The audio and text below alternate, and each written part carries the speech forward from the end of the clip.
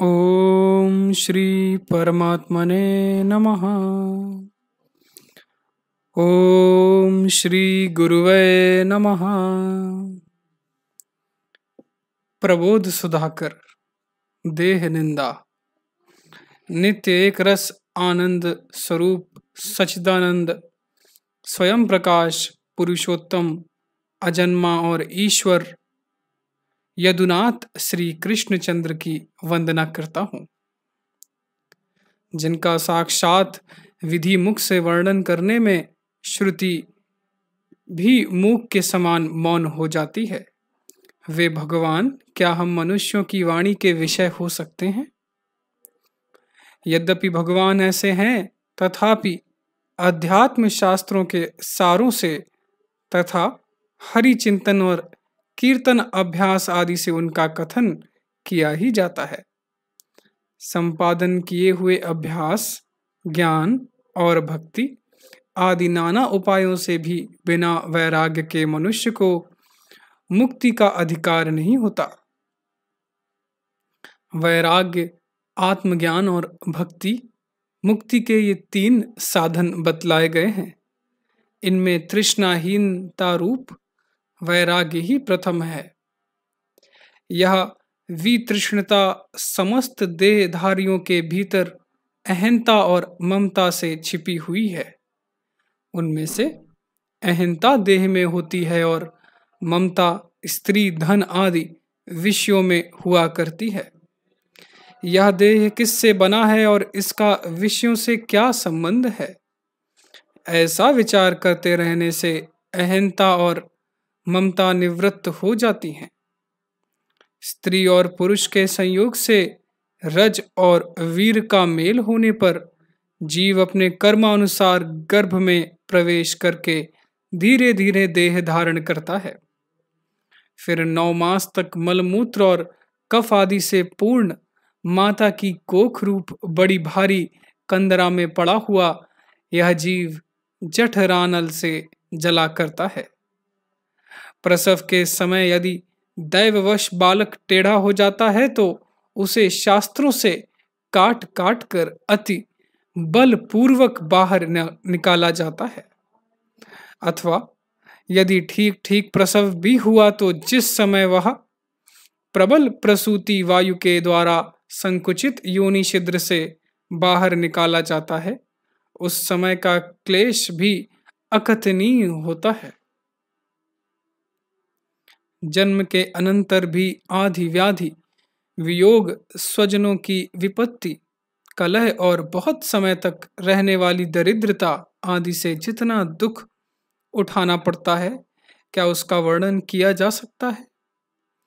कर्म बंधन से बंधा हुआ जीव मनुष्य, पशु, पक्षी और तिर्यक आदि 84 लाख योनियों में भ्रमता हुआ नाना प्रकार की विपत्तियां झेलता है।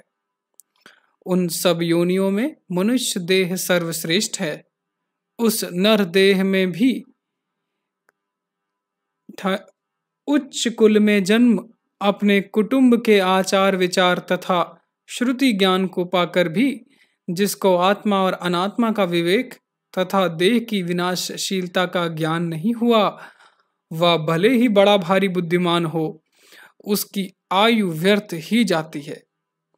क्षण और पल भर की आयु भी करोड़ों सुवर्ण मुद्राओं के बदले में कभी नहीं मिल सकती। यदि ऐसी अमूल्य आयु व्यर्थ ही चली गई तो इससे बढ़कर और क्या हानि होगी? नर देह के नष्ट हो जाने पर यदि पशु आदि की योनि मिली तो उसमें तो भली भांति अपने शरीर की भी सुधि नहीं रहती। परमार्थ की तो बात ही क्या।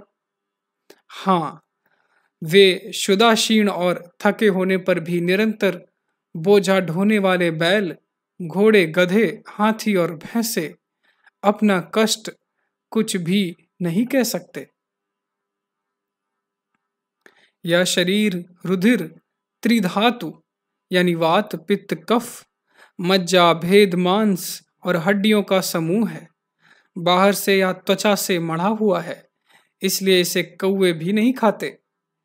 नासिका से अथवा मुख से कफ के और गुदा से मल को त्याग करते समय मनुष्य स्वयं भी घृणा करता है, तथापि इन्हें अपने शरीर के भीतर भरे हुए नहीं जानता।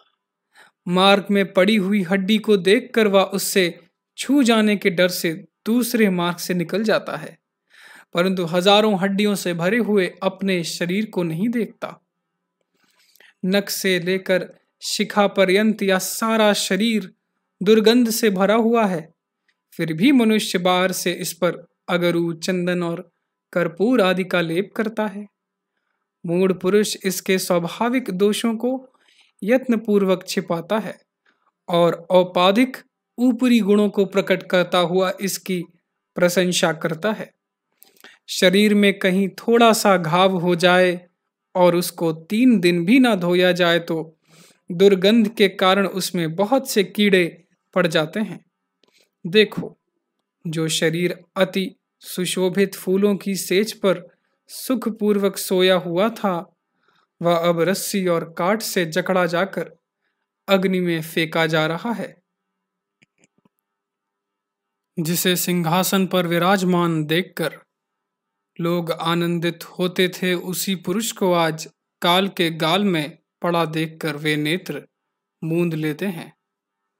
ऐसा महामलिन देह जिसकी सत्ता से चलता है, उस परमात्मा को भुलाकर इस अनित्य और अपवित्र देह में लोग अहम बुद्धि करते हैं। कहाँ तो सत चित स्वरूप आत्मा और कहाँ अस्थि, मांस और रुधिर आदि का बना हुआ या अति घृणित देह। ऐसा विचार कर जो बुद्धिमान लज्जित होता है, वह दूसरों के देहों को क्या समझेगा, उनसे अपना संबंध क्यों जोड़ेगा। विषय निंदा। अविचारी लोग विषय भोग जन्य मलिनता अर्थात रोग आदि का मार्जन वृथा ही करते हैं। आखिर दुर्भाग्य रूप वर्षा से एक दिन यह देह रूप घर गिर ही जाता है। जो स्त्री कुरूपा होती है, उससे तो पुरुषों का चित्त कुढ़ा करता है, और जो अत्यंत रूपवती होती है, वह पर पुरुषों के चंगुल में फंस जाती है। मित्र, सेवक अथवा भिक्षुक कोई भी पर पुरुष क्यों न हो, अति अद्भुत रूपवती स्त्री को वह चाह भरी दृष्टि से देखने ही लगता है। जिस प्रकार पुरुष रूपवती स्त्री की ताक में रहता है, उसी प्रकार क्या मृगलोचना स्त्री अपने पति से अधिक रूपवान पुरुष को देखकर उसे मन ही मन नहीं ढूंढा करती। इस प्रकार रूपवती स्त्री का पति क्षण क्षण में ईर्ष्या नल से क्षीण होता हुआ जरा भी चैन नहीं पाता। जैसे बहुत से कौवों में पड़ी हुई बलि को एक कौवा नहीं पा सकता। स्त्री अत्यंत बुद्धिहीन होती है। वह यदि अपनी पति की आज्ञा का उल्लंघन करके चलने लगे तो शत्रु से भी बढ़कर है। फिर उसके पर पुरुष की इच्छा करने वाली होने पर तो कहना ही क्या। ना पुत्रस्य लोको अस्ति, पुत्रहीन को शुभ लोक की प्राप्ति नहीं हो सकती। इस श्रुति में लोक शब्द से क्या कहा गया है। मुक्ति, संसार या इन दोनों से भिन्न कोई और लोक, इनमें पहला पक्ष तो हो नहीं सकता, क्योंकि प्रायः सभी मनुष्य पुत्रवान हैं। अतः उनकी मुक्ति हो जाने पर संसार ही नहीं रहेगा, सारा जगत शून्य प्राय हो जाएगा। इसके सिवा मुक्ति के साधक शास्त्र श्रवण आदि उपाय भी मिथ्या हो जाएंगे। तीसरा पक्ष भी संभव नहीं है, क्योंकि उन स्वर्ग आदि लोकों की प्राप्ति के तो अन्य यज्ञ आदि उपाय भी हैं।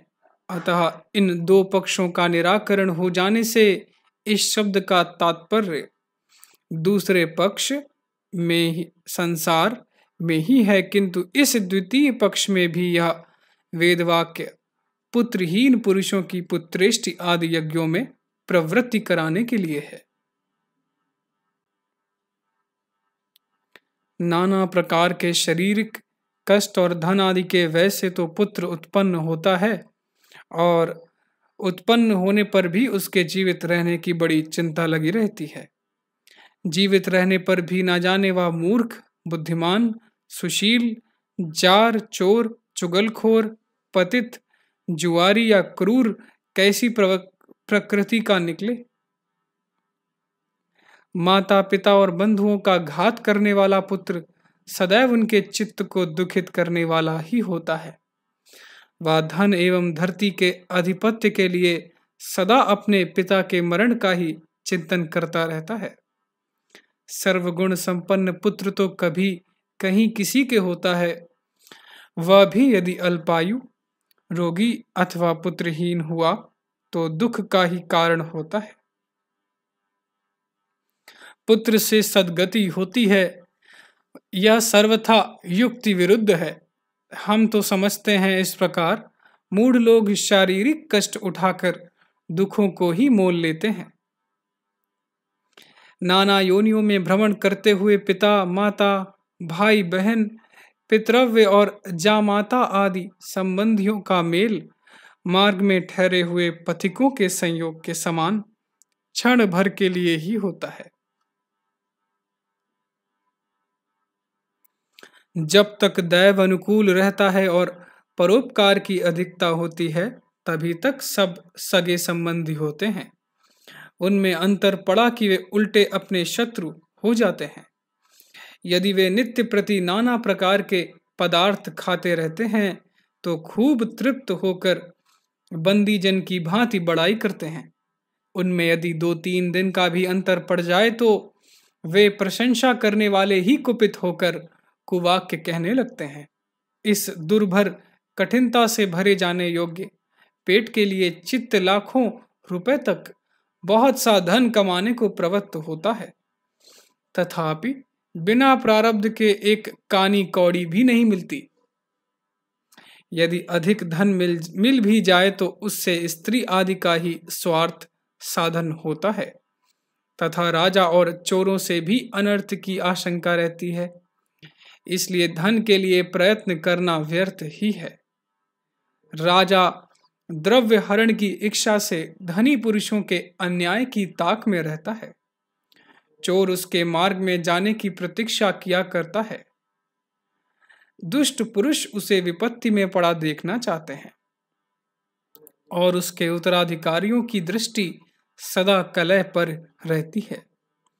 राजा लोग नाना प्रकार के पाप कर्मों से धन को इकट्ठा करते हैं और फिर वह धन हाथी घोड़ों के लिए क्षण क्षण में नष्ट किया जाता है। राजा लोग अन्य राजाओं के आक्रमण से, युद्ध में पराजय से, मंत्री और सेवक आदि के षड्यंत्रों से और विष अथवा शास्त्रों के द्वारा गुप्त घात आदि से शंकित चित्त रहकर सदा ही चिंता सागर में डूबे रहते हैं। मनोनिंदा, इस तृष्णा राक्षसी के अधीन होकर यह चित्त पिशाच रूप हो गया है। कभी हंसता है, कभी रोता है और कभी भ्रांत सा होकर दशों दिशाओं में घूमने लगता है। इसी प्रकार कभी हर्षित होता है और कभी रुष्ट हो जाता है। विवेकहीन हो जाने के कारण यह भद्र पुरुषों की निंदा करता है और दुष्टों की स्तुति करता है, तथा कभी तो किसी से रोषपूर्वक द्वेष करने लगता है और कभी अपनी प्रशंसा करने लगता है। मार्ग में पड़ी हुई हड्डी को जिस प्रकार कुत्ते अपनी अपनी ओर खींचते हैं, उसी प्रकार यह चित्त दंभ, अभिमान, लोभ, काम, क्रोध और मत्सर आदि से चारों ओर से खींचा जा रहा है। अतः शुद्ध वैराग्य का आश्रय लेकर जो पदार्थ मन को रुचिकर हो उन्हें त्याग दें और जो बात उसे रुचिकर ना हो वही करे। इससे चित्त निष्क्रिय हो जाता है। विषय निग्रह। अगाध विषय जल से भरे हुए इस संसार समुद्र में नरदेह रूप एक नौका है जो कर्म वायु से प्रेरित होकर इधर उधर डगमगाती फिरती है। यह नौका इंद्री गोलक रूप 9 छिद्रों से युक्त है। इसका स्वामी जीव अत्यंत आलसी है। छिद्रों के ना रोकने से उसमें विषय रूप जल भर जाता है और वह निरंतर डूबती रहती है। इन छिद्रों के रोक देने से या सुखपूर्वक संसार सागर के उस पार पहुंच सकती है। इसलिए इंद्रिय निग्रह के बिना इस मिथ्या प्रपंच को कोई पार नहीं कर सकता। पुरुष परस्त्री को कामवश देखता है और उसकी प्राप्ति की कामना भी करता है, यद्यपि यह जानता है कि उसका मिलना सर्वथा असंभव है, तथापि उसको कामना करके वह व्यर्थ घोर पाप का भागी बन जाता है। मनुष्य अपने कानों से चुगलखोरों द्वारा मनमानी कही हुई पराई निंदा सुनता रहता है। इससे क्या हुआ, पुरुष जिसकी निंदा की जाती है मर जाता है, उसका तो कुछ भी नहीं बिगड़ता, उल्टी निंदा सुनने वाला ही घोर पाप का भागी बन जाता है। जिह्वा क्षण क्षण में दूसरे पुरुषों की निंदा और मिथ्या भाषण किया करती है। इससे दूसरों की क्या हानि अथवा अपना क्या लाभ हो सकता है। निंदक पुरुष ही व्यर्थ महापाप का भागी हो जाता है। विषय और इंद्रियों का संयोग होने पर पुरुष को पल भर के लिए जो सुख होता है, विषय के नष्ट होने पर वही यावज्जीवन दुख रूप हो जाता है। अतः इन दोनों में त्याज्य और ग्राह्य का भलीभांति विचार करके यह निश्चय हुआ कि यदि बुद्धिमान पुरुष अल्प सुख की वासना छोड़ दे तो वह बड़े भारी दुख का अंत कर दे। धीवर द्वारा कांटे में लगाकर डाले हुए थोड़े से मांस को खाने से मछली को प्राण त्याग करना पड़ता है। इसी प्रकार विषयों का सेवन करता हुआ पुरुष काल के जाल में पड़कर नष्ट हो जाता है। सर्प के द्वारा आधा निगल लिए जाने पर भी मेढक सैकड़ों मक्खियों को खाता रहता है। इस प्रकार तृष्णांध पुरुष अवस्था के ढल जाने पर भी विषय सेवन करता ही रहता है। मनोनिग्रह अपने उद्गम स्थान निकास की जगह से निकलकर नीचे मार्ग से बहने वाली नदी समुद्र में जा मिलती है। वह यदि उद्गम स्थान पर स्थिर रहती तो क्या बढ़कर स्वयं ही समुद्र ना बन जाती। इसी प्रकार यदि मन भी अपने कारण का विचार करता हुआ अपने आप में ही स्थिर हो जाए तो और बाहर विषयों में ना जाए तो क्या वह स्वयं ही आत्मा ना हो जाएगा। कुओं और बड़े बड़े झरनों में वर्षा ऋतु में अधिक जल इकट्ठा हो जाने से वह खारा हो जाता है, किंतु ग्रीष्म ऋतु में सूखकर अल्प परिमाण में रह जाने पर उनका जल मीठा हो जाता है। उसी प्रकार विषय वासनाओं से भरा हुआ चित्त तमोगुणी और पापमय होता है। उसी के वैराग्य रूपी अग्नि से सूख जाने पर उसमें धीरे धीरे सत्वगुण का आविर्भाव हो जाता है। जिस विषय की अभिलाषा से यह चित्त किसी बाह्य इंद्रिय द्वारा दौड़ता है, उसके ना मिलने पर ऐसा दुखी होता है मानो इसका कुछ खो गया हो। अपने अभीष्ट विषय की खोज में पर्वत नगर दुर्ग और दुर्गम नदियों में सब ओर भटकता हुआ चित्त यदि उस विषय को नहीं पाता तो विवशा होकर खिन्न हो जाता है।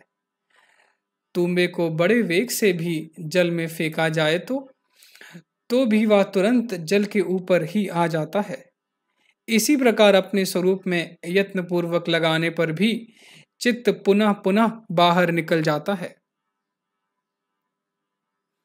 इस जन्म के अथवा पूर्व जन्म के कर्मों से उपार्जित जैसे जैसे शुभ अथवा अशुभ फल होने होते हैं, उनके भोग भी बिना मांगे उपस्थित हो जाते हैं। कुमार्ग की ओर दौड़ते हुए चित्त रूपी पशु को रोकने के लिए विधाता ने एकमात्र वैराग्य को ही गले का उचित काष्ठ बनाया।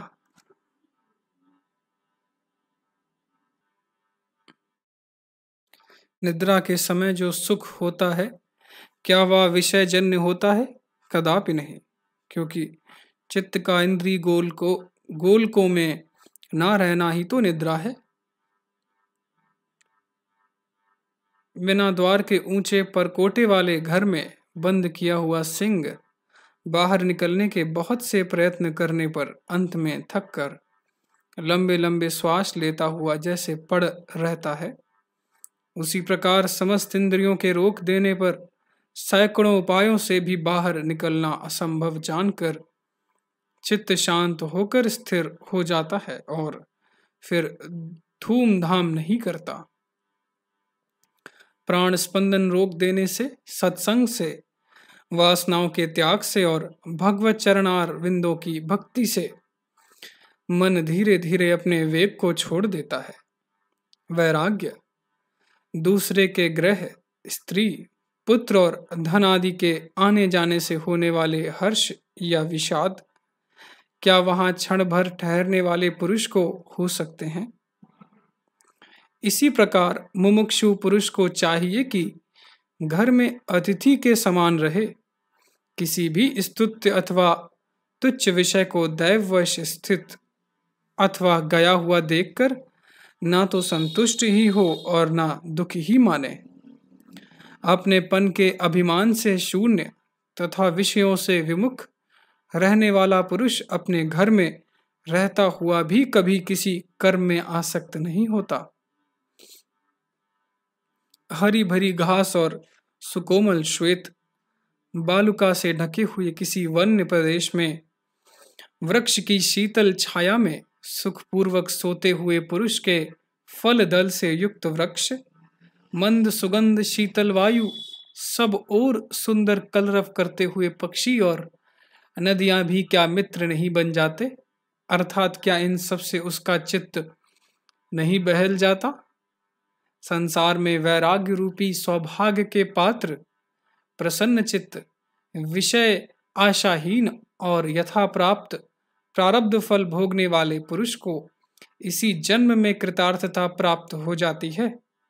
जिस प्रकार असावधानतावश हाथ से गिरा हुआ पदार्थ तो शोक का कारण होता है, किंतु यदि उसे किसी श्रोत्रीय ब्राह्मण को श्रद्धा पूर्वक दिया जाए तो वही संतोष और शुभ गति का देने वाला हो जाता है। उसी प्रकार यदि विषय अपने आप छूटते हैं तो तब तो बहुत दिनों तक खटकते रहते हैं, किंतु यदि उन्हें अपनी इच्छा से छोड़ा जाए तो वे सुख और कल्याण के देने वाले हो जाते हैं। अपने निवास स्थान को भूलकर चिरकाल तक इस भयंकर संसार वन में भटकता और तापत्रय रूपी प्रचंड दावानल की ज्वालाओं से व्याकुल होकर तुच्छ विषयों के लिए उछलता कूदता या चमकीली आंखों वाला चित्त रूपी हरिण आशा पाश में पड़ा हुआ ही विषय रूपी व्याघ्रों द्वारा बेमौत मारा जाता है। आत्मसिद्धि वैराग्य हो जाने पर भी बिना बोध के आनंद की प्राप्ति नहीं होती। बोध गुरु के उपदेश से ही होता है। अतः सबसे पहले गुरुदेव की शरण में जाए। यद्यपि मेघ में रहने वाला समुद्र का जल सामने भरा पड़ा है और उसे ऊपर उड़ाने वाला प्रेरक वायु भी वहां है, परंतु प्यास से तड़पता हुआ चातक मेघ की ही प्रतीक्षा करता है। इसी प्रकार ब्रह्म सर्वत्र विराजमान है, तथापि जिज्ञासु को उसका ज्ञान गुरु के द्वारा ही होता है। आत्मा की प्रतीति शास्त्र, गुरु और अपना अंतःकरण इन तीन साधनों से होती बतलाई जाती है। उनमें प्रथम प्रतीति शास्त्र द्वारा होती है। जैसे पहले लोगों से सुनकर यह ज्ञान होता है कि गुड़ मीठा होता है, तदुपरांत गुड़ को दूर से देख लेने के समय दूसरी प्रतीति गुरु द्वारा होती है और गुड़ा स्वाद के सुख के समान अंतिम प्रतीति अंतःकरण द्वारा उसका अनुभव कर लेने पर होती है।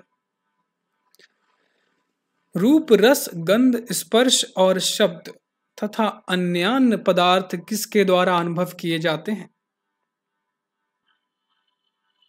देह और इंद्रियों द्वारा तो इनका अनुभव हो नहीं सकता, क्योंकि मरे हुए प्राणी के देह और इंद्रियां दाहजन्य दुख का अनुभव नहीं करते, यदि कहा जाए कि प्राण ही इनका अनुभव करता है तो सो जाने पर क्या उसे चोर आदि से होने वाली हानि का ज्ञान होता है? यदि इन्हें मन का विषय कहें तो वह सबका एक साथ ही अनुभव क्यों नहीं कर लेता? वास्तव में वह तो पराधीन है, क्योंकि यदि उसे स्वतंत्र माना जाए तो उसको प्रमाद से कौन बचा सकता था? एक गाढ़ अंधकार में घर के भीतर पृथ्वी पर एक फुट प्रकाश में दीपक रखें, उसके ऊपर एक 5 छिद्रों वाला घड़ा नीचे को मुख करके स्थापित करें, उसके बाहर प्रत्येक छिद्र के सामने क्रमशः सुंदर वीणा, कस्तूरी रत्न और पंखा रखें। अब उस कलश के छिद्रों से बाहर निकलने वाले तेज के अंशों से जो उन विविध पदार्थों का पृथक पृथक ज्ञान होता है, वह किससे होता है? छिद्रों से, कलश से, मृत्तिका से, पात्र से, तेल से या बत्ती से? प्रत्यक्ष विरुद्ध होने के कारण इनमें से किसी से भी कहना ठीक नहीं होगा। अतः इन पदार्थों के ज्ञान में तो एकमात्र दीपक का प्रकाश ही शरण कारण है। इसी प्रकार शरीर में भी अब प्रत्येक ज्ञान का आधार आत्मा ही है। माया सिद्धि। चिन्मात्र परमात्मा ने ही प्रथम अपने आप को आप रूप से देखा, तब उसका नाम अहंकार हुआ। उसी से भेद की नींव पड़ी। बृहद अरण्यक शाखा में याज्ञवल्क्य जी उक्ति द्वारा उपनिषद ऐसा कहती है कि इस प्रकार वह दो सा प्रतीत होने लगता है और उससे पति और पत्नी का आविर्भाव हो जाता है। तब यह आकाश के समान शून्य प्राय पुरुष सर्वदा स्त्री के द्वारा ही पूर्ण होता है। उस स्त्री ने ईक्षण किया और तब उससे मनुष्यों की उत्पत्ति हुई। चिरकालीन आनंद का अनुभव करते करते परमात्मा की सुषुप्ति के समान कोई अवस्था हो गई थी। उसी से स्वप्न के समान माया का आविर्भाव हुआ। यह माया सत और असत से विलक्षण है, अनादि है और सदैव परमात्मा के आश्रय रहने वाली है। यह त्रिगुणात्मिका माया ही चराचर जगत को उत्पन्न करती है। यदि कहें कि माया तो अव्यक्त है, वह इस व्यक्त प्रपंच को कैसे उत्पन्न कर सकती है, तो यह बताओ कि अदृश्य रूप सूक्ष्म तंतुओं से दृश्य स्थूल पट कैसे उत्पन्न हो जाता है? स्वप्न में स्त्री संभोग का अनुभव होने से जिस प्रकार शुद्ध वस्त्र में ही वीरपात हो जाता है, उसी प्रकार अव्यक्त प्रकृति से व्यक्त जगत हो जाता है। जग जाने पर स्वप्न का रमण तो मिथ्या हो जाता है, किंतु उससे वस्त्र सचमुच बिगड़ जाता है। स्वप्नावस्था में भी पुरुष तो सत्य ही होता है, किंतु स्त्री असत्य, और उन दोनों का संयोग भी मिथ्या ही होता है। फिर भी वीरपात सत्य ही हो जाता है। इसी प्रकार प्रस्तुत विषय अदृश्य माया से दृश्य प्रपंच के उत्पन्न होने में भी हो सकता है। इसी प्रकार माया तो अदृश्य है, किंतु उसका कार्य यह जगत दृश्य रूप है, और माया तो यही है कि वह अपने नाश से ही आनंद देने वाली होती है। यह अंधकारमयी रात्रि के समान दुरंत है। इसके स्वभाव का कुछ पता ही नहीं चलता, क्योंकि मुनिजनों द्वारा विचार पूर्वक देखी जाते ही यह बिजली के समान तुरंत नष्ट हो जाती है। यह ब्रह्म के अधीन होने से माया और जीव के आश्रित होने से अविद्या कही जाती है। यह जड़ और चेतन का ग्रंथि ही चित्त है। इसे जब तक मोक्ष ना हो अक्षय ही जानना चाहिए। घट मठ और भित्ति आदि उपाधियों से आवृत आकाश भी घटाकाश, मठाकाश आदि तदनुकूल नाम वाला हो जाता है।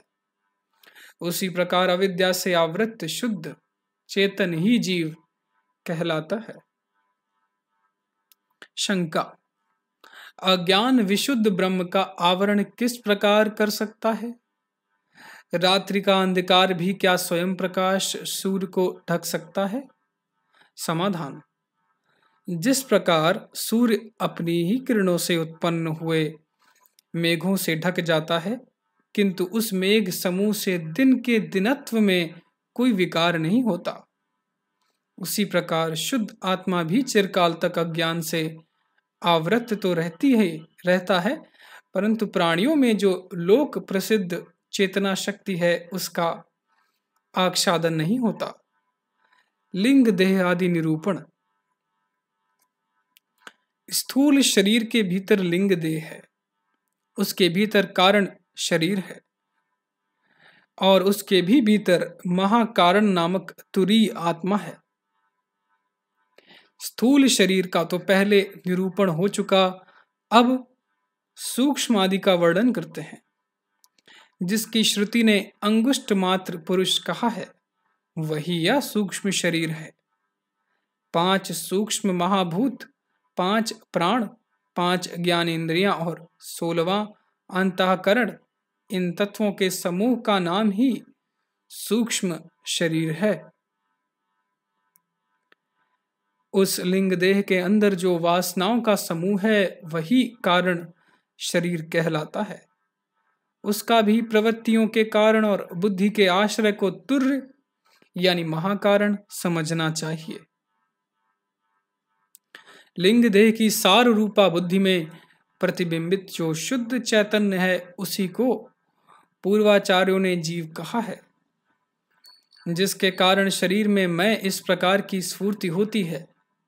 जिस प्रकार अति चंचल तरंगों के कारण सूर्य का प्रतिबिंब भी चंचल प्रतीत होता है, उसी प्रकार चित्त की चंचलता से चैतन्य में भी चंचलता प्रतीत होती है। जल में पड़ा हुआ सूर्य का प्रतिबिंब तो अन्यान पदार्थों को प्रकाशित करता है, क्या आत्म प्रतिबिंब भी उसी के समान दूसरे पदार्थों को प्रकाशित किया करता है? कांसी आदि के पात्रों में जो सूर्य का तेज प्रतिबिंबित होता है, वह घर के भीतर प्रवेश कर अन्य पदार्थों को प्रकाशित किया करता है। उसी प्रकार बुद्धि में पड़ा हुआ चेतन का प्रतिबिंब जो जीव भाव को प्राप्त हुआ है, वह नेत्र आदि इंद्रियों के द्वारा बाह्य पदार्थों को प्रकाशित करता है। अद्वैत: वह ब्रह्म मैं हूं, जो भद्र पुरुष ऐसा जानता है, वह यह संपूर्ण विश्व रूप हो जाता है। उसका पराभव ब्रह्मात्म भाव से पतन करने में देवगण भी समर्थ नहीं होते, क्योंकि वह उनका भी आत्मा हो जाता है। तथा जो आत्मा से भिन्न किसी और देव की उपासना करता है और वह समझता है कि मैं अन्य हूं और यह उपास्य देव अन्य है, उसे आत्मज्ञान नहीं है, वह पशु के समान है, ऐसी उपनिषद तथा श्रुति की उक्ति है। तथा भगवान ने भी कहा है कि ज्ञानी तो मेरा आत्मा ही है, ऐसा मेरा मत है। इसके अतिरिक्त इस विषय में यह युक्ति भी है, अग्नि से दग्ध हो जाने पर टेढ़ी या सीधी जैसी भी लकड़ी हो, अग्नि रूप हो जाती है। उसमें सीधा या टेढ़ा आकार रहता भी है, तथापि क्या उसे हाथ से छू सकते हैं? इसी प्रकार आत्मनिष्ठ पुरुष भी आत्माकार हो जाता है। वह देही सा प्रतीत तो होता है, तथापि होता शुद्ध आत्मा मात्र ही है। जिस प्रकार जल के अनेक शकोरों में एक ही सूर्य का प्रतिबिंब पड़ता है, उसी प्रकार यह एक ही परमात्मा अनेक देहों में भास रहा है। देव योग से यदि एक शकोरा टूट जाए तो क्या उसे सूर्य का लय हो जाता है? जल की चंचलता के कारण प्रतिबिंब के चलायमान होने से क्या सूर्य भी चंचल हो जाता है? यह चराचर जगत जैसे एक ही सूर्य के प्रकाश में अपने समस्त कार्य करता है, उसी प्रकार यह एक ही आत्मा की सत्ता से गतिशील हो रहा है। जिस जल से केला, चंपा और जाति आदि के पौधे बढ़ते हैं, उसी से सर्वथा भिन्न रस और गंध वाले मूली, प्याज और लहसुन आदि भी पोषित होते हैं। एक ही सूत्रधार स्वयं छिपा रहकर काष्ठ की अनेक पुतलियों को स्तंभ के अग्रपट पर एक साथ नचाता रहता है। जिस प्रकार एक ही ईख के गुड़, खाड़ और शक्कर आदि नाना प्रकार के विकार होते हैं, तथा एक ही सुवर्ण के कंकड़, केयूर आदि पृथक पृथक अनेक भेद होते हैं, उसी प्रकार भिन्न भिन्न स्वभाव, आकार और आचरण वाला उच्च और नीच जगत एक ही आत्मा की सत्ता से प्रवृत्त हो रहा है। मार्ग में जाने वाला पुरुष जब तक कंधे पर रखे हुए बने बनाए भोजन को नहीं खाता, तभी तक उसके छूने का भय और क्षुधा की पीड़ा रहती है। उसको खा लेने पर कोई भी खटका नहीं रहता। जो पुरुष हाथी, भैंसे, कुत्ते और शूकर आदि में एक ही जगदीश्वर को व्याप्त देखता है, वही अद्वैतानंद का भोग करता है। कर्तव्य भोक्तृत्व। सूर्य के उदय होने पर जैसे मनुष्य ही अपने अपने कार्यों को करते हैं, सूर्य कुछ भी नहीं कराता, वैसे ही आत्मा भी ना कुछ करता है ना कराता है। अग्नि से व्याप्त हुए लोहे को दूसरे लोहे से पीटने पर क्या उसके भीतर स्थित अग्नि को भी कोई चोट लगती है? कठोर कुठार से काठ को काटने पर क्या उसके घात प्रतिघात से काष्ठ के भीतर रहने वाला अग्नि भी कट जाता है? इसी प्रकार शरीर संबंध से प्राप्त हुए सुख दुखों से आत्मा लिप्त नहीं होता। इस विषय में श्रुति भी बारंबार कहती है कि अन्य यानी आत्मा तो कर्म फल को ना भोगता हुआ केवल साक्षी भाव से देखा ही करता है। रात्रि के समय दीपक के जलते रहने पर चोर घर में से धन चुरा कर ले जाता है। क्या दीपक उसे इसके लिए प्रेरित करता है या रोकता है? नहीं। इसी प्रकार आत्मा भी चित्त आदि इंद्रियों को उनके व्यापार में ना नियुक्त करता है ना वियुक्त। घर के भीतर दैव योग से किसी के जन्मने अथवा मर जाने पर क्या दीपक को किसी प्रकार का हर्ष या खेद होता है? नहीं। उसी प्रकार आत्मा भी चित्त आदि के हर्ष शोक में सर्वथा असंग और उदासीन साक्षी मात्र ही रहता है। स्वप्न प्रकाशता। यद्यपि सूर्य, चंद्र, अग्नि और दीपक आदि अपने और पराय सबके प्रकाशक हैं, तथापि इनसे आत्मा कभी प्रकाशित नहीं होता तथा इनका भान भी चक्षु इंद्री द्वारा परमात्मा से ही होता है। अथवा यूं कहो कि यदि नेत्र इंद्री द्वारा आत्मा सहायक ना होता तो केवल प्रकाश से ही इन पदार्थों का भी ज्ञान नहीं हो सकता था। यदि हो सकता तो प्रकाश के रहते हुए भी अंधा पुरुष पदार्थों को क्यों नहीं देख लेता? यदि कहो कि आत्मा के रहते हुए नेत्र इंद्री के अभाव में भी अंधे मनुष्य को पदार्थ का ज्ञान क्यों नहीं होता, सो उसे अन्य इंद्रियों से ज्ञान होता ही है, क्योंकि अंधे मनुष्य को नेत्र बंद होने पर भी हाथ से छूकर पदार्थ का ज्ञान हो ही जाता है। उपनिषदों का कथन है कि जिसके द्वारा सब कुछ जाना जाता है, उस आत्मा को किससे जाने? अतः आत्मा तो आत्मा से ही जाना जाता है। नादान अनुसंधान। जब एक क्षण अथवा आधे क्षण के लिए भी स्वरूप का चिंतन किया जाता है, तब सीधे कान में अनाहत शब्द सुनाई देता है। नादान अनुसंधान मन के लिए सिद्धि के आरंभ, स्थिरता, विश्राम, विश्वास और वीर शुद्धि का बतलाने वाला परम चिन्ह है।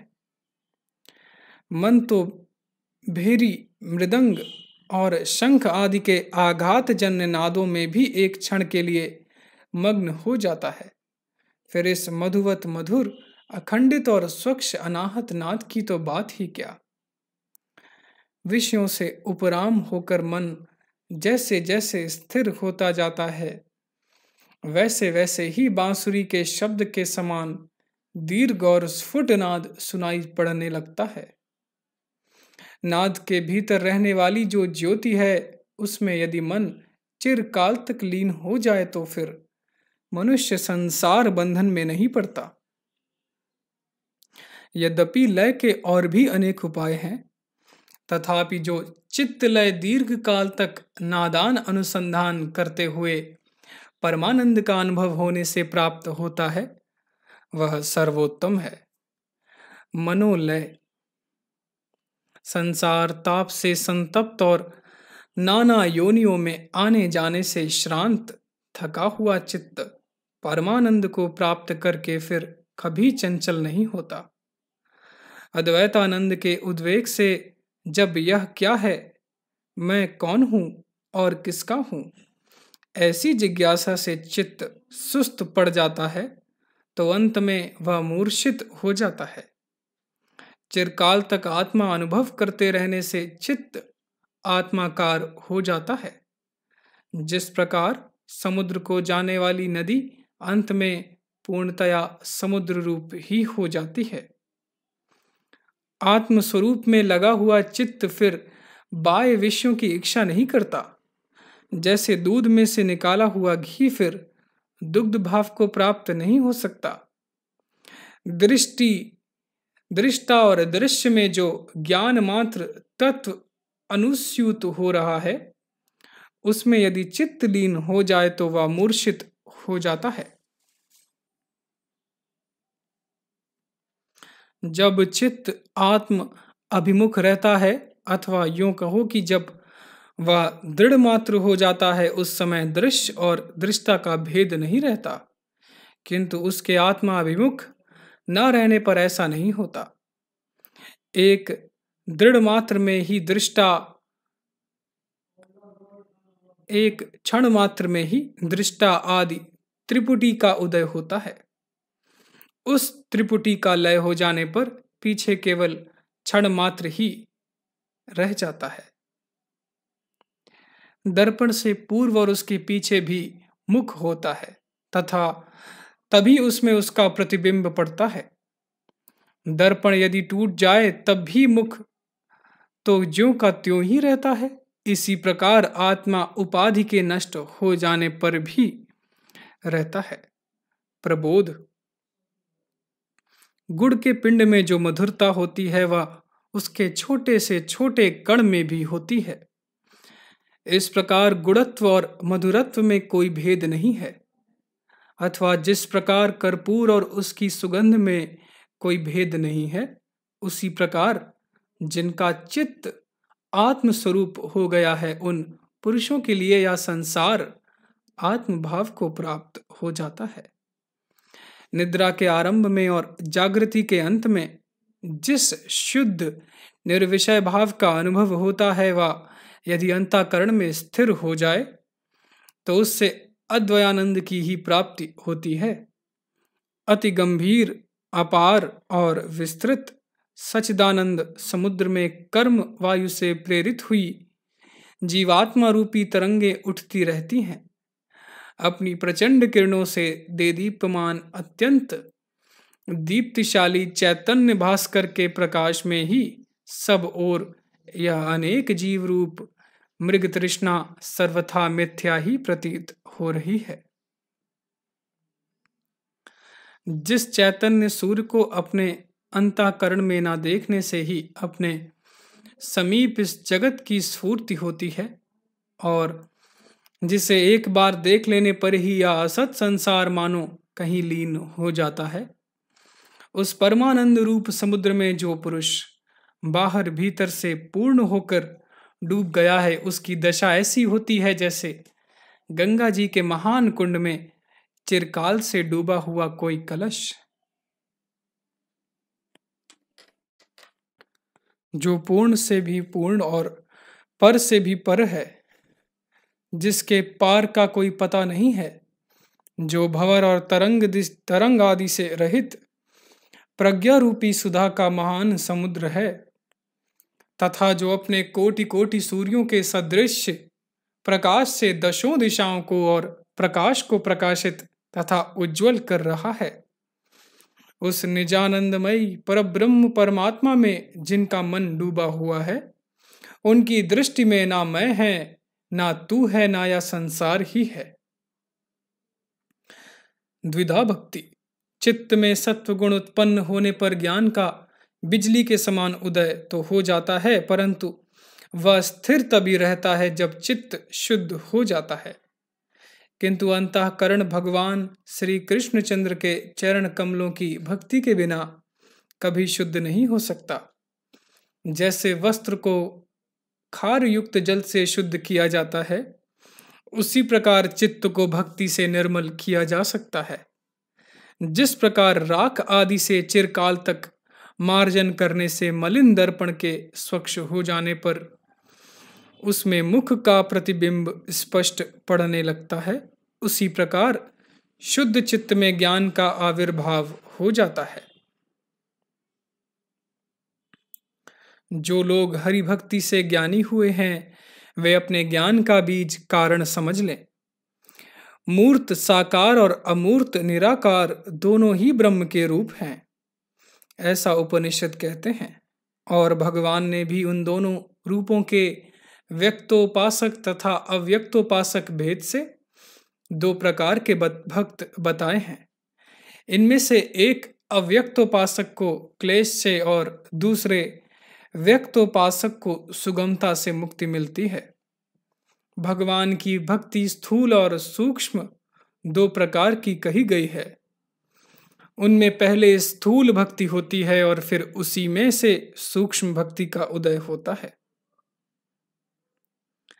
अपने वर्णाश्रम धर्मों का आचरण करना, नित्य भगवान श्री कृष्णचंद्र की प्रतिमा का उत्साह पूर्वक विविध सामग्रियों से पूजन उत्सव करना, निरंतर हरि भक्तों का संग करना, भगवत कथाओं के सुनने में अत्यंत उत्साह रखना, सत्य भाषण करना तथा पर स्त्री पर धन और पर निंदा से दूर रहना, अश्लील बातों से घृणा करना, पुण्य तीर्थ स्थानों में जाने के लिए तत्पर रहना तथा भगवत कथा श्रवण आदि के बिना यह आयु व्यर्थ ही बीत गई ऐसी चिंता करना, ये सब स्थूल भक्ति के लक्षण हैं। इस प्रकार स्थूल भक्ति का अभ्यास करते करते भगवत कथा के अनुग्रह से सूक्ष्म भक्ति का उदय होता है, जिसके भीतर भगवान की उपलब्धि होती है। उस सूक्ष्म भक्ति के लक्षण ये हैं: स्मृति और पुराणों के सदवाक्यों से सुनी हुई भगवान की मूर्ति के मानस पूजन का अभ्यास, एकांत सेवन में तत्पर रहना, सत्य समस्त प्राणियों में श्री कृष्णचंद्र को वर्तमान जानना और संपूर्ण प्राणियों से अद्रोह, इन साधनों से समस्त प्राणियों पर दया उत्पन्न हो जाती है।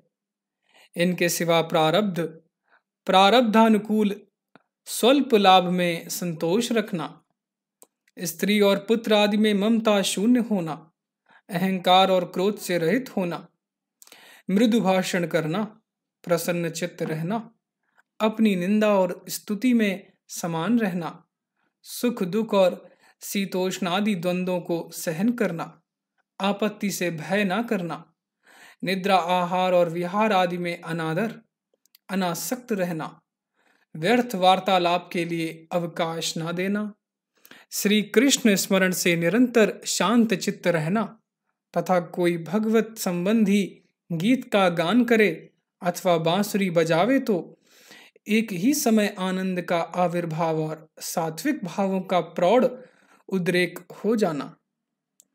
उस सत्वोद्रेक में रोक कर रखा हुआ मन परमात्म सुख का अनुभव करता है। फिर उस परमात्म सुख के स्थिर हो जाने पर चित्त की अवस्था मतवाले हाथी के समान हो जाती है और वह क्रमशः समस्त प्राणियों में भगवान को और भगवान में समस्त प्राणियों को देखने लगता है। यदि ऐसी अवस्था हो जाए तो वह तत्काल भगवत भक्तों में श्रेष्ठ हो जाता है। ध्यान विधि।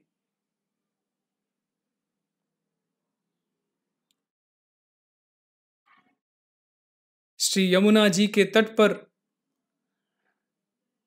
स्थित वृंदावन के किसी महामनोहर उद्यान में जो कल्प वृक्ष के नीचे पृथ्वी पर पांव रखे बैठे हैं, जो मेघ के समान श्याम वर्ण हैं, अपने तेज से इस निखिल ब्रह्मांड को प्रकाशित कर रहे हैं।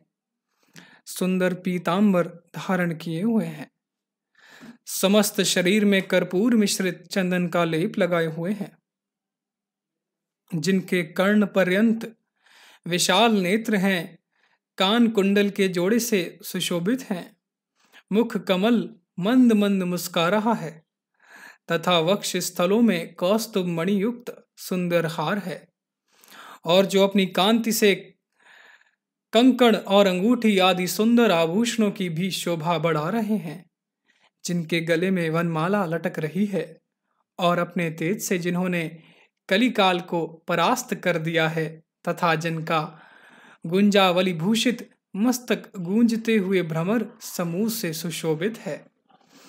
किसी कुंज के भीतर बैठकर ग्वाल बालों के साथ भोजन करते हुए उन श्री हरि का स्मरण करो, जो कल्प वृक्ष के पुष्पों की गंध से युक्त मंद मंद वायु से सेवित हैं, परमानंद स्वरूप हैं तथा जिनके चरण कमलों में श्री गंगा जी विराजमान हैं, उन महानंददायक महापुरुष को नमस्कार करो, जिन्होंने समस्त दिशाओं को सुगंधित कर रखा है, जो चारों ओर से सैकड़ों कामधेनु गौओं से घिरे हुए हैं तथा देवताओं के भय को दूर करने वाले और बड़े बड़े राक्षसों के लिए भयंकर हैं, उन यदुनंदन को नमस्कार करो, जो करोड़ों कामदेवों से भी सुंदर हैं, वांछित फल को देने वाले हैं, दया के समुद्र हैं। उन श्री कृष्ण चंद्र को छोड़कर ये नेत्र युगल और किस विषय को देखने के लिए उत्सुक होते हैं? अहो, खेद की बात है कि अत्यंत पवित्र, अति सुंदर, रसमयी और मनोहारिणी हरि कथा को छोड़कर ये कर्ण युगल अन्य ग्राम्य वार्ताओं के सुनने में श्रद्धा प्रकट करते हैं। इंद्रियों का यह परम दुर्भाग्य ही है कि नित्य विद्यमान श्री कृष्ण रूप विषय के रहते हुए भी वे अन्य क्षणिक और पापमय विषयों में आसक्त हो जाती हैं। सगुण निर्गुण की एकता। श्रुतियों और पुराणों ने जो सगुण और निर्गुण की एकता गूढ़ भाव से कही है, उसी को मैं स्पष्ट करके बतलाता हूं। जो ज्ञान स्वरूप सच्चिदानंद प्रकृति से परे परमात्मा सब भूतों में अंतर्यामी रूप से स्थित हैं, या यदुकुल भूषण श्री कृष्ण वही तो हैं। यदि कहो कि यह श्री कृष्ण तो सगुण हैं, दृश्य शरीरधारी हैं, एक देशी हैं तथा साधारण पुरुषों के समान राग द्वेष युक्त हैं, यह परमात्मा कैसे हो सकता है? तो इस विषय में यह विचारना चाहिए कि इन चर्म चक्षुओं से तो अन्य सब दृश्य पदार्थ ही जाने जा सकते हैं, इनसे भगवान दिखाई नहीं दे सकते। वे तो ज्ञान दृष्टि के ही विषय हैं। भगवान ने अपना विराट विश्व रूप दिखलाते समय अर्जुन को दिव्य दृष्टि दी थी। इससे उन नर रूप हरि की अदृश्यता सिद्ध ही है, क्योंकि चर्म चक्षुओं से ना दिख सकने के कारण ही तो उन्होंने अर्जुन को दिव्य दृष्टि दी थी।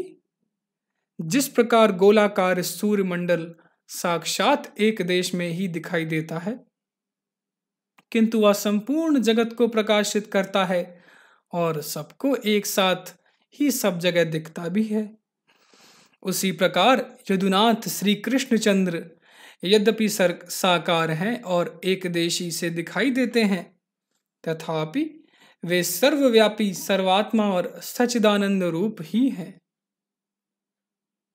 देखो, एक ही भगवान ने एक साथ अनेक गोपियों के साथ रमण किया, तथा विदेह जनक और श्रुतदेव ब्राह्मण दोनों के घरों में एक ही साथ आतिथ्य ग्रहण किया। इनके अतिरिक्त दुर्योधन ने भी अपने समस्त सेना को श्री कृष्ण रूप ही देखा था। इससे विदित होता है कि श्री कृष्ण चंद्र व्यापक आत्मा ईश्वर हरि ही हैं। जब भृगु जी ने भगवान के वक्ष स्थल में पाद प्रहार किया था तो क्या वे उन श्रीपति के द्वेष हो गए थे? नहीं, उन्हें तो सभी समान है। भक्त, असुर और अन्य पुरुषों को भी वे एक सा ही फल देते हैं।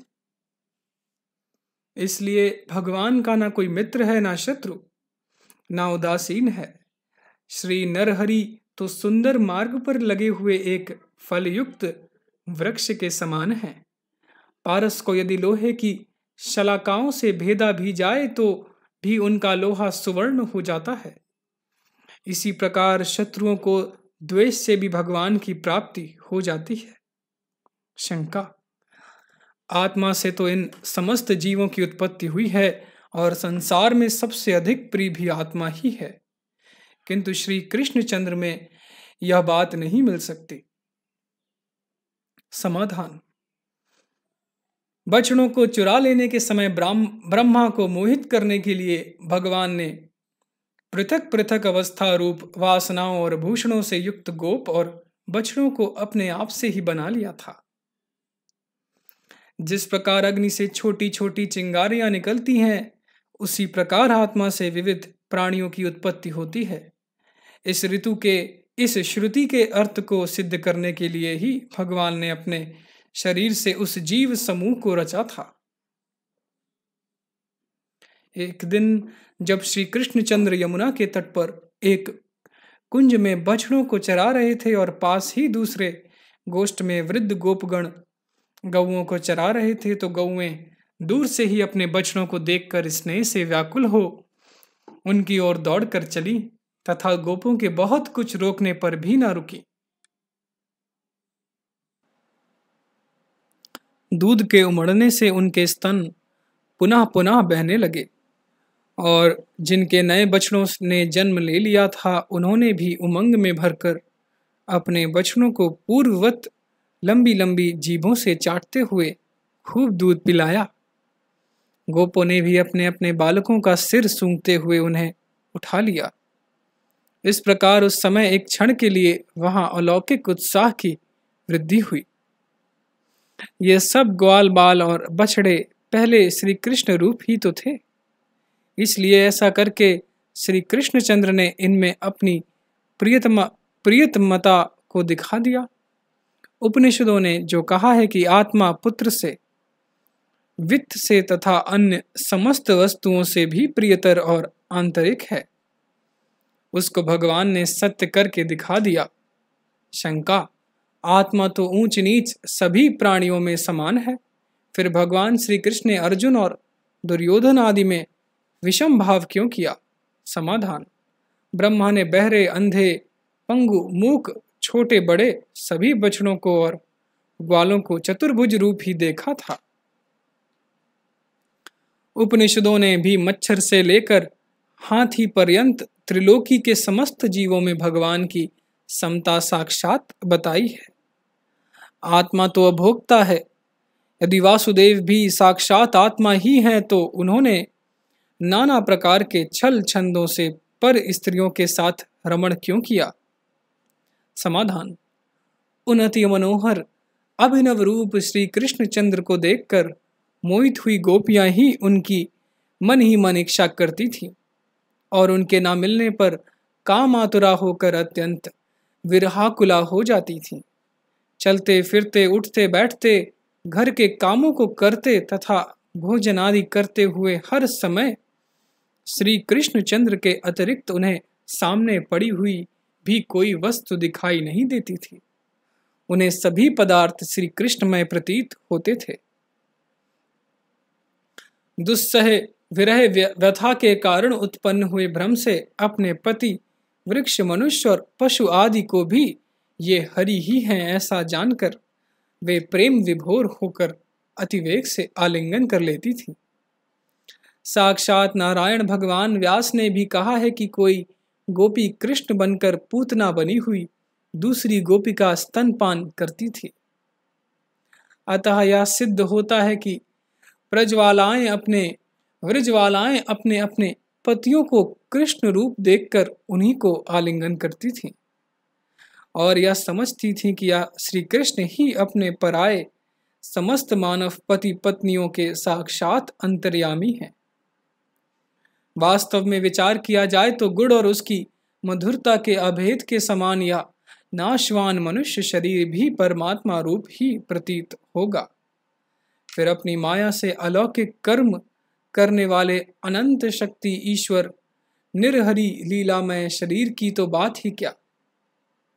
मिट्टी खाने पर कुपित होकर माता यशोदा ने जब मुंह खोला तो जिन्होंने उस मुख में ही सारा ब्रह्मांड दिखा दिया, वे ही यदि स्वयं विश्वरूप हो गए तो क्या आश्चर्य है। अनुग्रह। देखो, पूतना स्तनों में विषम विष लगाकर उन्हें पिलाने के लिए घर में आई थी, किंतु उस बड़भागिनी का शरीर श्री कृष्ण के अर्पण हो गया। शकटासुर बड़ा अपराधी था, तथापि भगवान कृष्ण ने उसे अपना निकट बुला लिया और बाल अवस्था में ही उन्होंने असुर को गला घोंट कर मार डाला। चिरकाल से दुखी यमला अर्जुन वृक्षों को उखल में बंधे बंधे ही अपने घर के आंगन में रेंगते हुए श्री कृष्ण ने उखाड़ कर अपने लोक को भेज दिया। उन श्री कृष्ण चंद्र ने ही देवताओं से नित्य द्वेष करने वाले केशी का वध किया और उन्हीं की कृपा से बेचारे तुक्ष काकासुर और बकासुर भी शोक रहित लोकों को गए। बड़े भारी अजगर रूप अघासुर को, जो गौओं गोपों और गोपियों को अपने पेट में डालकर अति पीड़ा पहुंचा रहा था, मारकर भगवान ने अनग निष्पाप कर दिया। जो अपने तेज के कारण अति असंयम था, वन में लगे हुए उस दावानल को पीकर उसके कारण दग्ध और मुग्ध हुए समस्त गोपों की कृपा सागर भगवान ने रक्षा की। वज्र बिजली और वर्षा से व्याकुल गोकुल की रक्षा करने के लिए कृष्णचंद्र ने बिना किसी की सहायता के ही एक हाथ पर गोवर्धन पर्वत को उठा लिया। वस्त्रों के लोभ से भागते हुए धोबी को पत्थरों से मारकर भगवान ने उसके अपराध को भूलकर उसे वैकुंठवास दिया। तीन ओर से टेढ़े शरीर वाली और अति लंबे लंबे होठों वाली कुब्जा को, जिसके शरीर और वाणी प्रेमवश कंपायमान हो रहे थे, केवल माला और चंदन से ही संतुष्ट होकर सुंदरी सुमुखी बना दिया।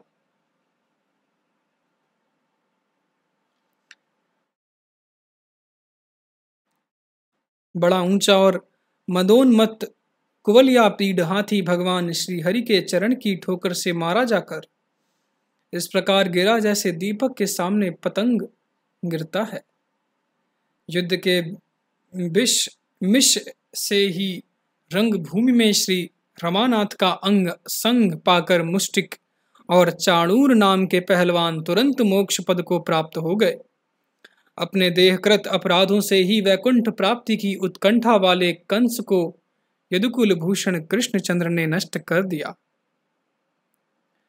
हरि के दर्शन का सुयोग मिल जाने से अति महान युद्ध तीर्थ में डूब जाने वाले उस चेदिराज शिशुपाल को भगवान ने तुरंत सायुज्य मुक्ति दे दी।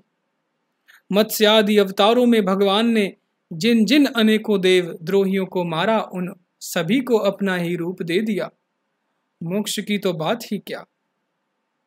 यदुनंदन जिन जिन का वध किया तो उनको तो फिर पुनर्जन्म की प्राप्ति हुई नहीं। अतः समस्त अवतारों के प्रवर्तक अंतर्यामी श्री कृष्णचंद्र ही हैं, जिन्होंने ब्रह्मा जी को अनेक ब्रह्मांड, प्रत्येक ब्रह्मांड में जुदे जुदे अति अद्भुत ब्रह्मा वत्सों के सहित समस्त गोपों तथा भिन्न भिन्न ब्रह्मांडों के समस्त विष्णु दिखाए, और जिनके चरणोदक को श्री शंकर अपने सिर पर धारण करते हैं, वे श्री कृष्ण त्रिमूर्ति ब्रह्मा विष्णु महेश से भिन्न कोई अविकारिणी सच्चिदानंद मई नीलिमा है। त्रिपुरारी शिव और कमलासन ब्रह्मा जिनकी कृपा के पात्र हैं, परम पावन श्री गंगा जी जिनके चरण नख का धौवन है, तथा त्रिलोक की राज्य जिनका दान है, वे सर्वव्यापक और हम सबके आदि कारण तथा कुलदेव श्री यदुनाथ सदा विजयी हो रहे हैं। हे कृष्ण नामनी मातेश्वरी, मोह रूपी मूल नक्षत्र में उत्पन्न हुए मुझ पुत्र को भरण पोषण के लिए माया के हाथों में सौंप कर तू बहुत दिनों से अरे एकमात्र करुणामयी माँ, तू एक बार मेरा मुख नहीं देखती? हे सर्वज्ञ, क्या तू उस मोह रूपी मूल की शांति करने में समर्थ नहीं है? आप हमारे पिता तो उदासीन, निष्क्रिय, सदा निर्गुण और असंग ठहरे, अतः अब हमारे जीवन की और क्या गति होगी? अच्छा, यदि आप हमसे अकारण ही स्नेह नहीं कर सकते तो अपने निर्मल निवास स्थान रूप इस अंतःकरण में तो बसो।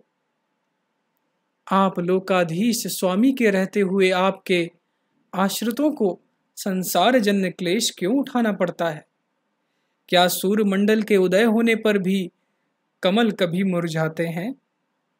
यदि कहो कि संसार में मनुष्यों को अपने पूर्वकृत कर्मों का फल अवश्य भोगना पड़ता है, तो मनुष्यों के मांस से पुष्ट हुए उन मेरे जाने हुए दैत्य राजों ने अवश्य आपके बल को जीत लिया था।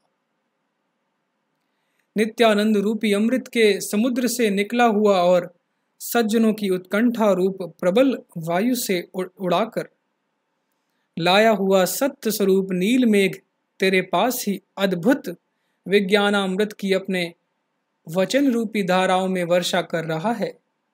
अरे चित्त रूपी पपीहे, यदि तुझे उसे पीने की इच्छा नहीं होती तो तुझे व्यर्थ ही किसी ने पकड़ रखा है या तू सो गया है। अरे चित्त, चंचलता को छोड़कर अपने सामने तराजू के दोनों पलड़ों को रख, उनमें से एक में समस्त विषयों को और दूसरे में भगवान श्रीपति को रख। उन दोनों में से किसमें अधिक शांति और हित है इसका विचार कर, और युक्ति तथा अनुभव से जिसमें परमानंद की प्रतीति हो उसी का सेवन कर।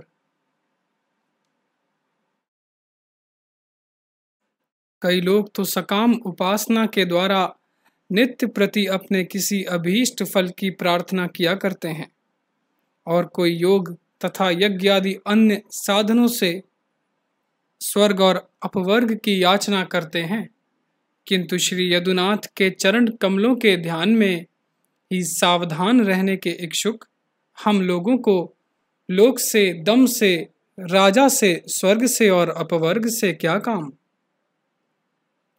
भगवान श्रीपति अपने आश्रित मात्र पुरुष को अपनी ओर इस प्रकार खींच लेते हैं जैसे सामने आए हुए जड़ लोहे को चुंबक खींच लेता है।